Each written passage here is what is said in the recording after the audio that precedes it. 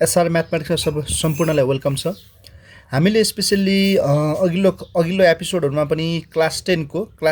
हाम्रो चाहिँ एसईसँग सम्बन्धित भएर विभिन्न क्वेशनहरु त्यसका कन्सेप्टहरु सिक्दै आएका छौं भने आज चाहिँ हामीले चाहिँ कम्पाउन्ड इन्ट्रेस्ट च्याप्टर लिएर आएका छौं। आज चाहिँ हाम्रो कम्पाउन्ड इन्ट्रेस्टको एपिसोड 1 अर्थात कम्पाउन्ड इन्ट्रेस्टको सुरुबाट सबै कुरा सिक्छौं भने अब हुन त हामीले क्लास 8 मा चाहिँ सिम्पल इन्ट्रेस्ट भनेर पढ्दै आएका छौं। क्लास 9 मा त खासै छैन यसको बारेमा, भने आज क्लास 10 मा चाहिँ कम्पाउन्ड इन्ट्रेस्ट। अब मुख्यतः यहाँ बुझ्नुपर्ने कुरा के छ भने कम्पाउन्ड इन्ट्रेस्टै भनेको के हो त भन्ने बुझ्ने आवश्यक छ है। जस्तै हाम्रो योभन्दा अगाडि हामी सिम्पल इन्ट्रेस्टले जाउँ। जस्तै हामीलाई सिम्पल इन्ट्रेस्टले के भन्थ्यो, अब जर्नलले हामीले पढ्दै आएको फर्मुला सिम्पल इन्ट्रेस्ट भनेको SI is equal to PTR भनेर पढ्दै आएका छौँ। यसले सिम्पल इन्ट्रेस्टले के भन्थ्यो त, जस्तै यसले के भन्थ्यो भने एउटा कुनै व्यक्तिले 4000 रुपैयाँ लोन अथवा सापट्टी लिन्छ भने कुनै अवधि 2 वर्ष लिन्छ भनेपछि 10% को रेटमा लैजान्छ भनेपछि उसले 1 वर्षमा तिर्नुपर्ने 10 भनेपछि कति 40 रुपैयाँ कि 400 रुपैयाँ, उसले 1 वर्षमा तिर्नुपर्ने चाहिँ कति हुन्छ 400 रुपैयाँ हुन्छ। उसले 1 वर्षमा तिर्नुपर्ने यो भयो भनेपछि अर्को वर्षमा पनि तिर्नुपर्ने त्यही एमाउन्ट, अर्थात् भन्नु हो त 400 भयो भने 40 भयो भने उसले चाहिँ वर्षै पछि यदि सेम एमाउन्टमा ब्याज तिर्दै आउँछ भने, यदि कुनै पनि व्यक्तिले लिएको सावाको प्रिन्सिपलको प्रत्येक वर्षमा सेम एमाउन्ट हुँदै 400 अथवा 300 वर्ष नै रूपमा तिर्दै आउँछ भने त्यसलाई चाहिँ हाम्रो सिम्पल इन्ट्रेस्ट भन्छ। भने कम्पाउन्ड इन्ट्रेस्टको कन्सेप्ट थोरै फरक छ। कम्पाउन्ड इन्ट्रेस्टले के भन्छ भने एउटा कुनै व्यक्तिले 10,000 रुपैयाँ लोन लैजान्छ,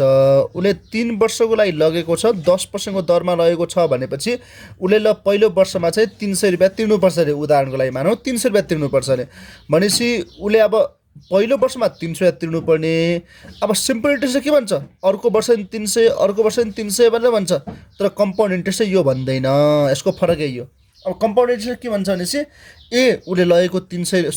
10,000 रुपैयाँ हो, 1 वर्षको अन्तिममा तिर्नुपर्ने 300 रुपैयाँ ब्याज थियो भने अब त्यसो भए अर्को वर्षमा त उसको 10,300 रुपैयाँ सावा हुन्छ, उसको त्यो 300 रुपैयाँ पनि जोड्नु पर्यो नि त। भनेपछि अर्को वर्ष उसले तिर्ला कति त लगभग 303 रुपैयाँ, यसरी चाहिँ बढेर आउँछ। फेरि अर्को वर्ष के होला, फेरि 10,603 जुन रकम हुन्छ। अब यसको ब्याज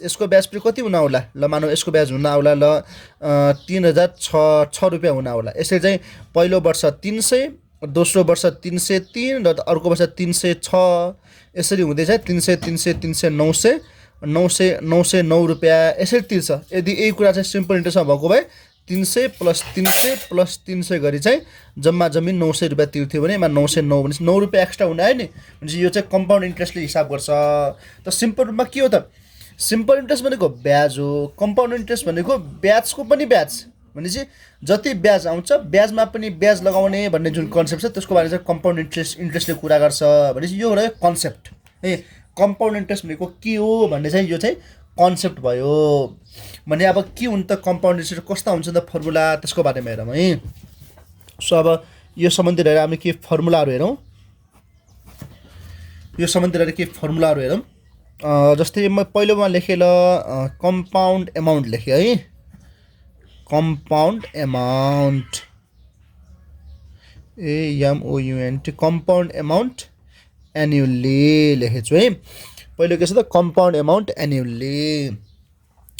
भनेको वार्षिक दरमा हो, जसलाई कि इयरली पनि भन्छ। सो कम्पाउन्ड एमाउन्ट यदि एन्युअलीमा छ भनेपछि P1 + R/100 पावर T। अब इन्ट्रेस्ट पनि यही लेखिदिए, कम्पाउन्ड इन्ट्रेस्ट छ भनेपछि P1 + R/100 पावर T, यसमा चाहिँ -1 थपिने हो होइन। भनेपछि अब त्यसै गरी अब यो त एन्युअलीको कुरा भयो। अब कहिलेका कस्तो हुन्छ भने सेमी एन्युअली भन्ने पनि हुन्छ है, सेमी एन्युअली, जसलाई के चाहिँ के भन्छ भने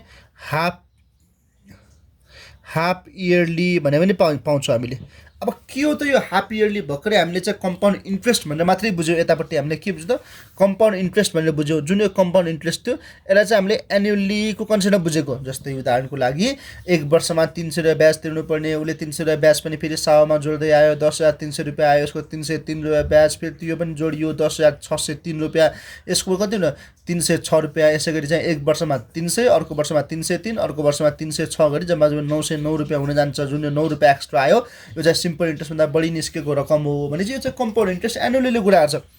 तर यही कुरामा यदि मैले सेमी एनुअलीको कुरा गरेँ भने अब यसमा पनि फरक त नभनौँ अलिक गहिरिएर बुझ्नुपर्छ जस्तै यदि कसैले 10,000 रुपियाँ 3 वर्षको लागि 10% दरमा लिन्छ भने एनुअलीले के भन्थ्यो 1 वर्षमा आउनु होला 300 रुपियाँ तिरेर जानु होला है अथवा चाहिँ 3 वर्षको एग्रिमेन्ट हुन्छ भने चाहिँ वर्षमा त्यो पनि जोडेर आउँछ तर अब सेमी एनुअलीले के भन्छ जुन यो 300 रुपियाँ छ अब 300 रुपियाँले भाग गर्ने रे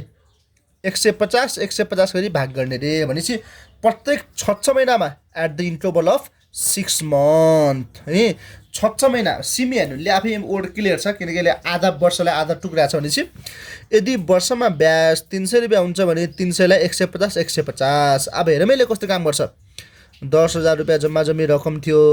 जब 6 महिनाको अवधि बित्यो 6 महिनाको अवधि बित्यो अब के 150 रुपियाँसँग जोड्नु पर्यो जोडेपछि अराउन्ड 10,150 रुपियाँ हुन आउँछ अब फेरि जब फेरि 6 महिनाको अर्को अवधि बित्छ अब यो 150 पनि ब्याज लाग्छ कि मतलब 150 रुपियाँ हुन्न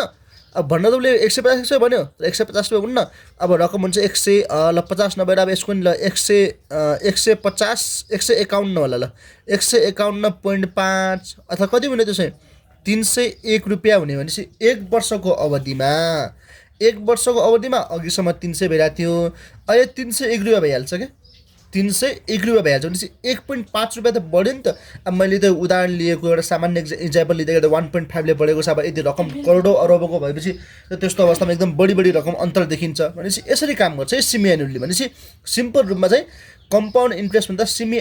कम्पाउन्ड इन्ट्रेस्ट एनुअली भन्दा सेमी एनुअली बढी नै हुन्छ अथवा यसको ब्याज चाहिँ बढी नै हुन्छ भन्ने बुझ्नु पर्यो भनेपछि कन्सेप्ट त बुझ्नुभयो यदि यसले वर्षमा हिसाब गर्छ यसले 6 महिनामा हिसाब गर्ने हो सिम्पल रूपमा यदि कन्सेप्ट बुझ्नु भएको छ यसलाई एकचोटि राम्रोसँग फिगर आउट गर्नुहोस् त त्यति गाह्रो त छैन मैले यहाँ अलिक ब्रेकडाउन गरे जस्तो लाग्छ मलाई यसमा चाहिँ कम्पाउन्ड एमाउन्टको फर्मुला हुने भयो कम्पाउन्ड एमाउन्ट यसै लेखौँ 1 + r/200 पावर 2t केही छैन 2 थप्ने मात्रै हो त्यसै गरी कम्पाउन्ड इन्ट्रेस्टमा भएपछि p 1 + r/200 power t 2t - 1 चाहिँ -1 यहाँ पनि लेखेको त यहाँ पनि -1 त्यति मात्रै फरक छ है अब अर्को एउटा हुन्छ compound amount quarterly semi annually अर्को क्वार्टरली भन्ने हुन्छ त्यति साह्रो यो त त नआल्ला होइन आउन त यो नआउला त पनि बुझ्नु क्वार्टरलीले काम कसरी गर्छ अब यो के थियो 6 महिनामा काम गर्यो भनेपछि अब यसले काम कसरी गर्छ भनेपछि 6 महिना भनेपछि यदि यो पुरै 1 वर्षको अवधि छ भनेपछि 4 महिना हैन 3 महिना 3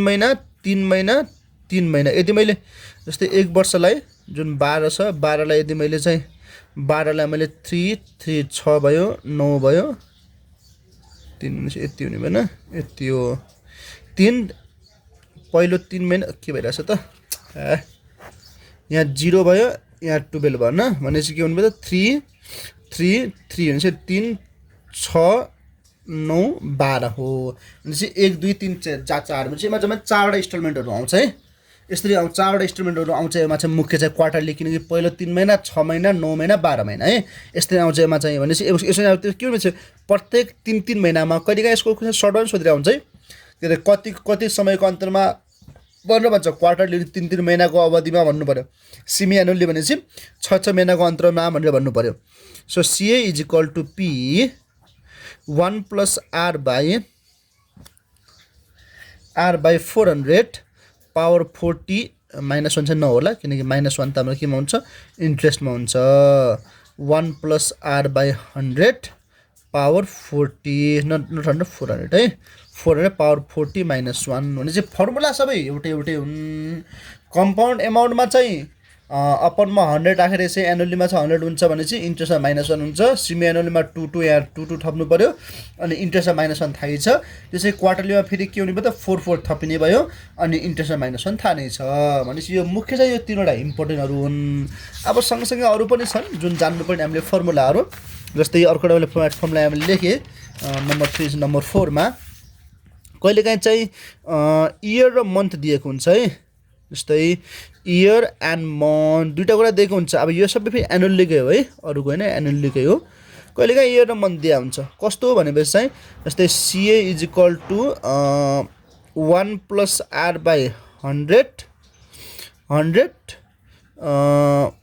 पावर T 1 प्लस RM होइन TM sorry 1 plus R by